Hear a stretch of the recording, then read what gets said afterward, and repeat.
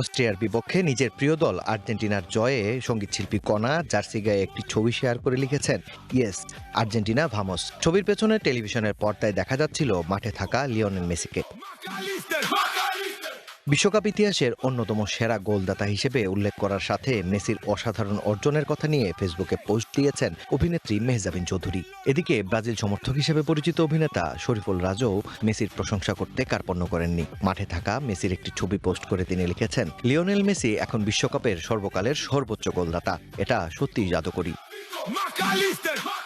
মহানগর খ্যাত নির্মাতা আশফাক নিপুণ মেসির গোল করার ধারাবাহিকতা নিয়ে লিখেছেন, একসময় 5 গোল করলেই বিশ্বকাপের সর্বোচ্চ গোলদাতার লড়াইয়ে থাকা যেত, আর মেসি প্রথম 2 ম্যাচেই 5 গোল করে বসে আছেন, তাও আবার একটি পেনাল্টি মিস করে। এটা পুরোই জমিদারি ব্যাপার স্যাপার।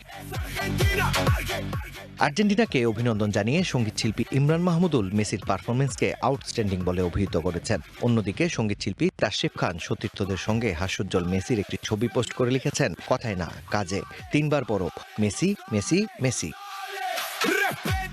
মেসির জনপ্রিয়তা যে দলীয় সমর্থনের গণ্ডি ছাড়িয়ে গেছে, সেই বিষয়টি উঠে এসেছে ব্রাজিল সমর্থক নির্মাতা কাজল আরিফিন অমির পোস্টে। তিনি লিখেছেন, দল যার যার, মেসি সবার।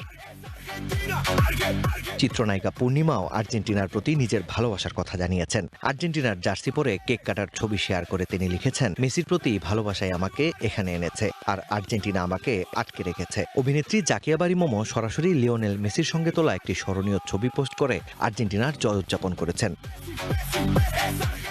গ্রুপ পর্বের দ্বিতীয় খেলায় আর্জেন্টিনার দুর্দান্ত জয়ে অভিনেত্রী কেয়া পায়েল আর্জেন্টিনার জার্সি পরা নিজের ছবি শেয়ার করে ভক্তদের উদ্দেশ্যে জানতে চেয়েছেন, আর্জেন্টিনার সমর্থকদের অনুভূতি কেমন। এদিকে খেলা শুরুর আগে আর্জেন্টিনার জার্সি গায়ে জড়িয়ে খেলা দেখার প্রস্তুতির ছবি পোস্ট করেছিলেন চিরকুট ব্যান্ডের ভোকাল শারমিন সুলতানা সুমি। জয় নিশ্চিত হওয়ার পর তার উচ্ছ্বাস ছিল চোখে পড়ার মতো। One entertainment desk.